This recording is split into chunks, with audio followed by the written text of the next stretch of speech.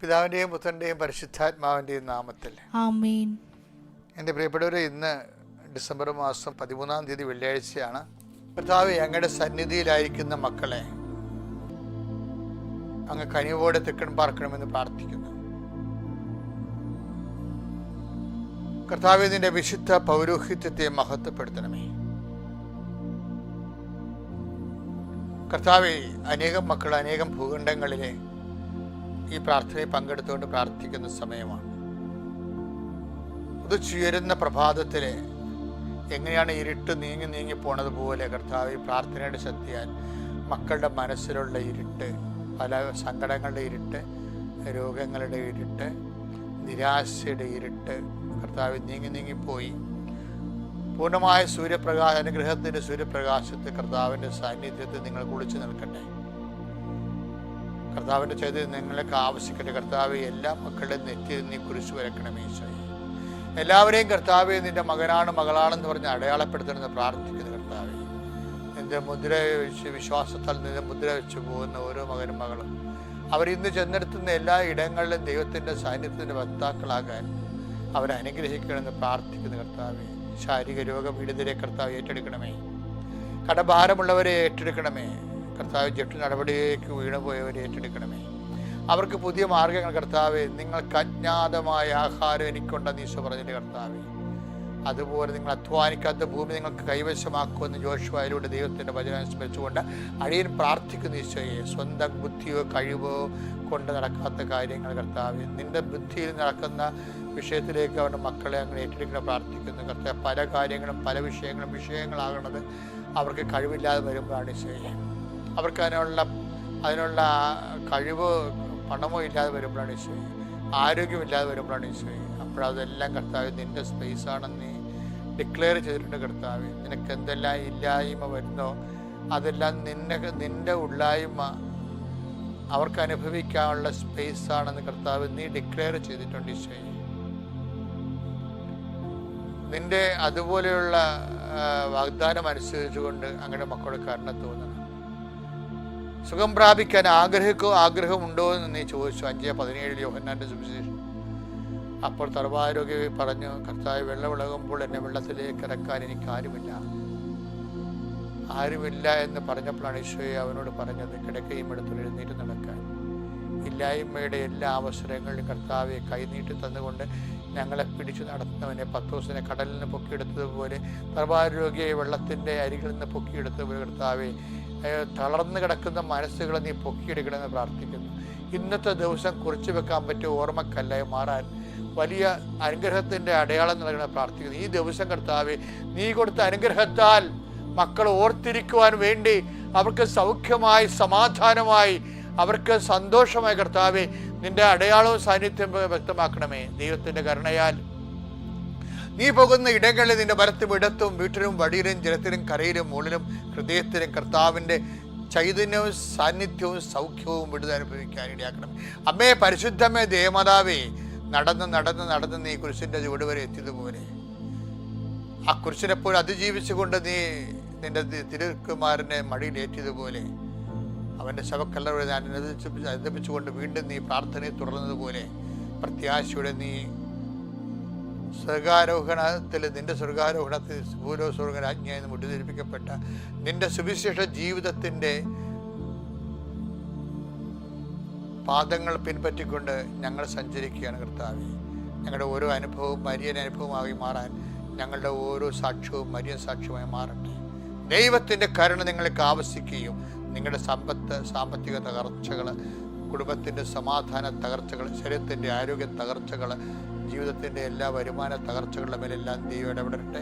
നിന്നെ കുരുക്കിയ, നിന്നെ സങ്കടപ്പെടുത്തിയ, നിന്റെ കുഴപ്പം കൊണ്ട് തന്നെ നിനക്ക് ചിലപ്പോൾ ആപത്ത് സംഭവിച്ചിട്ടുണ്ടെങ്കിൽ അതെല്ലാം മുൻപും പുറകും നോക്കാതെ നിന്നെ നീയായി നോക്കി കർത്താവിൻ്റെ വിശുദ്ധമായ രക്തത്തെ അടിസ്ഥാനപ്പെടുത്തിക്കൊണ്ട് നിന്നെ വീണ്ടെടുക്കുവാൻ പരിശുദ്ധ ദേവമാതാവിന്റെ മാധ്യസ്ഥതയിൽ യേശുനാമത്തിൽ പ്രാർത്ഥിക്കുന്നു. ആമീൻ.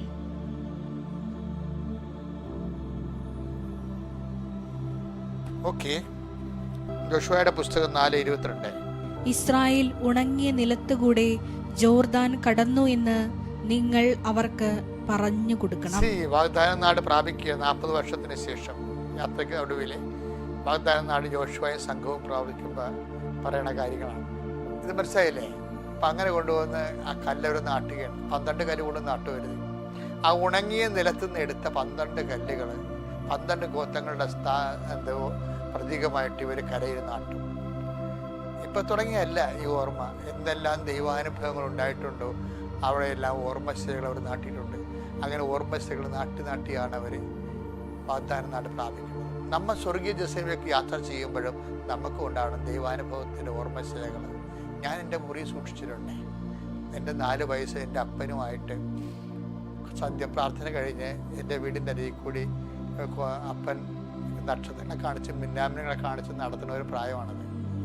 അപ്പോഴും ഞാൻ ചെമ്പരത്തിക്കാട്ടിൽ കർത്താവിനെ കണ്ടു. കർത്താവിൻ്റെ തിരുമുഖം, അമ്മയുടെ വണക്കമാസ പുസ്തകത്തിൽ അമ്മ സൂക്ഷിക്കുന്ന കർത്താവിൻ്റെ മുൾക്കിടപാടുന്ന തിരുമുഖം ചെമ്പരത്തിക്കാട്ടിൽ ഞാൻ നിലാവ് വെളിച്ചത്തിൽ കണ്ടു. അന്നാണ് ഞാൻ ഈശോനെ ആദ്യമായിട്ട് കാണുന്നത്. അതിനുശേഷമാണ് എനിക്ക് പിന്നീട് വളരുമ്പോൾ ഈശോയുടെ കൂടെ വളരണമെന്നും മനസ്സിലാക്കണമെന്നൊക്കെ ഉള്ള ആഗ്രഹവും ദൈവവിളി ഉണ്ടായത്. ദൈവം നമ്മളെ കണ്ട കാര്യം, ദൈവം നമ്മളെ അനുസ്മരിച്ച കാര്യം നമ്മൾ ഓർക്കണമെന്ന് ദൈവം ആഗ്രഹിക്കുന്നുണ്ടെന്ന് മനസ്സിലായില്ലേ? അപ്പോൾ നിനക്ക് തന്ന അനുഗ്രഹങ്ങളെ നീ ഓർക്കണം. നിങ്ങൾക്ക് എന്തെല്ലാം കിട്ടിയോ അതെല്ലാം ഓർത്തിരിക്കണം. നിങ്ങളുടെ കഴിവായിട്ടും ക്യാമത്തുമായിട്ട് നിങ്ങളെ കെട്ടിയെഴുന്നേൽപ്പിക്കുമ്പോഴാണ് ദൈവം നിങ്ങളെ വിട്ടിട്ട് പോകുന്നത്. കാര്യം അതെല്ലാം നിൻ്റെ നോട്ട് ബൈ മിനിറ്റ് കിട്ടിയതാണ്. അതുകൊണ്ട് ഇന്ന് ദൈവവേദന എന്നെ കേൾക്കുന്ന ദൈവവേദന കർത്താവിനെ ഓർക്കാൻ വേണ്ടി ഓർമ്മശിലകൾ നിൻ്റെ കുടുംബത്തിൽ നഷ്ടപ്പെടണം. ഏതെല്ലാം നിനക്കൊരു അടയാളം ഉണ്ടാണ്, എവിടെ നിന്നെല്ലാം നീ കടന്നു പോകുന്നു അവിടെയെല്ലാം അനുഗ്രഹിച്ച അനുഗ്രഹത്തിൻ്റെ ഓർമ്മകൾ. അതുകൊണ്ട് എന്താ ബൈബിൾ പറയണമെന്ന് വെച്ച് കഴിഞ്ഞാൽ, നിങ്ങൾ നോക്ക് 103 സങ്കീർത്തനം 2 എടുത്തേ. എന്റെ ആത്മാവേ കർത്താവിനെ വാഴ്ത്തുക. അവിടുന്ന് നൽകിയ അനുഗ്രഹമൊന്നും മറക്കരുത്. അനുഗ്രഹം മറന്നു പോകുന്നതാണ് നീചത്തരം എന്ന് പറയുന്നത്. പിന്നെ അനുഗ്രഹം കിട്ടാതിരിക്കുന്നതിന്റെ കാരണം അത് തന്നെയാണ്. കാര്യം അനുഗ്രഹം മറന്നാൽ നീ ദൈവത്തെ മറക്കും. കാര്യം നീ എന്ന് പറയുന്ന ദൈവാനുഗ്രഹം തന്നെയാണ്. അത് സങ്കീർത്തനം എടുത്ത് 137:5. ജെറുസലേമേ നിന്നെ ഞാൻ മറക്കുന്നെങ്കിൽ എന്റെ വലതുകൈ എന്നെ മറക്കട്ടെ. എന്തൊരു വൈകാരിക തീഷ്ണതയാണ് ഈ ആത്മബന്ധത്തിനുള്ളത്. ആത്മബന്ധം തീഷ്ണമായത് കൊണ്ടാണ് നമ്മൾ ഓർത്തിരിക്കുന്നത്. ഞാൻ തകർന്നു പോയൊരു കാലം ഉണ്ടായിരുന്നു 1989. പക്ഷെ അന്ന് എൻ്റെ മുറിയിലോട്ട് ഒരമ്മ വന്നു. ഒരു പ്ലാസ്റ്റിക്കിൻ്റെ മാതാവിൻ്റെ രൂപം. ഞാനതെടുത്ത് എൻ്റെ മുറി വെച്ചു. ഇന്ന് നിങ്ങൾ എൻ്റെ മുറി വന്നു കഴിഞ്ഞാൽ ഞാൻ പോയ ഇടവകളിലെല്ലാം അന്ന് മുതലാണ് മാതാവ് എൻ്റെ ജീവിതത്തിൽ ആക്റ്റീവായിട്ട് എന്നെ സന്ധിച്ച് നിലനിർത്തി പ്രവർത്തിച്ച് അവസാനം പ്രത്യക്ഷപ്പെട്ടത്. അതെൻ്റെ ജീവചരിത്രത്തിൽ ഇതെല്ലാം തെതിയവിൽ ഇതെല്ലാം എഴുതിയിട്ടുണ്ട്. ഞാൻ വന്ന വഴികളെല്ലാം അത് ഓർമ്മയായിട്ട് എൻ്റെ മുറിയിൽ ഇന്ന് ഞാൻ ലൈറ്റിട്ട് വെച്ചിട്ടുണ്ട്. 24 മണിക്കൂറും ആ ലൈറ്റിങ് തെളിഞ്ഞുകൊണ്ട് നിൽക്കും. എന്താണ്? മാതാവിൻ്റെ മുമ്പിൽ. ജൂൺ 8-ാം തീയതി എൻ്റെ ബർത്ത്ഡേക്ക് വന്ന് 89. ഇന്നിപ്പോൾ 2024 ആവും.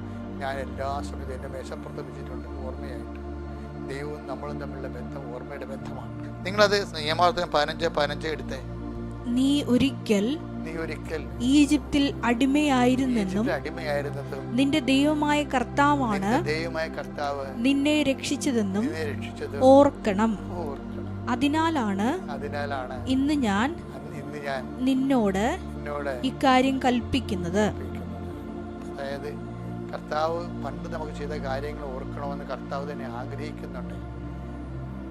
അതിൻ്റെ ഒരു ഭാഗ്യം ഓർക്കണമെന്ന് നമ്മൾ ആഗ്രഹിക്കുന്ന സ്നേഹത്തിൻ്റെ ഭാഗമായിട്ട് തന്നെയാണ് കർത്താവ് കുർബാന സ്ഥാപിക്കുമ്പോൾ ടു ദിസ് ഇൻ മെമ്മറിയും എന്ന് പറയുന്നത് നിങ്ങളെല്ലാവരും എൻ്റെ ഓർമ്മയ്ക്കായി ചെയ്യാൻ പറ്റും. നമുക്ക് കുർബാന പോലും ആ ഓർമ്മയാണ്. കുർബാന കൂടുമ്പോൾ നിങ്ങൾ ആ ഓർമ്മയാണ് ആചരിക്കുന്നത്. അന്നത്തെ സ്നേഹത്തെ റീക്രിയേറ്റ് ചെയ്തുകൊണ്ട് ആ സ്നേഹത്തിൽ നമ്മൾ നിലനിൽക്കുകയാണ്. കർത്താവ് എപ്പോഴും പറയും, നിങ്ങൾ എൻ്റെ വചനങ്ങൾ അനുസരിക്കുവാൻ, എൻ്റെ സ്നേഹത്തിൽ നിലനിൽക്കുവാൻ. നമ്മൾ കുർബാന കൂടുമ്പോൾ കർത്താവിൻ്റെ സ്നേഹത്തിൽ നമ്മൾ നിലനിൽക്കുന്നുവെന്ന് കർത്താവിനെ ബോധ്യപ്പെടുത്തുകയും നമ്മളെ തന്നെ ബോധ്യപ്പെടുത്തുകയും ചെയ്യുന്ന സ്നേഹത്തിൻ്റെ ശുശ്രൂഷയാണ് പരിശുദ്ധ കുർബാന. അതിനൊക്കെ വരെ നമുക്കൊന്നും ദൈവത്തിൻ്റെ സ്നേഹത്തിൽ ചെയ്യാനില്ല. കാര്യം അവൻ നമുക്ക് വേണ്ടി സ്നേഹിച്ച ആ ശൂന്യവൽക്കരണത്തെ നമ്മൾ സന്തോഷത്തോടെയും സ്നേഹത്തോടെയും അവൻ ഉയർത്തുന്നതിൻ്റെ മഹത്വത്തെയും നമ്മൾ ഏറ്റുപറയുകയും ചെയ്യുകയാണ്. ഓർമ്മയാണ് ദൈവത്തോട് ബന്ധത്തിൻ്റെ നമ്മളെ നിലനിർത്തുന്ന മർമ്മം. ഓർമ്മ മർമ്മമാണ്.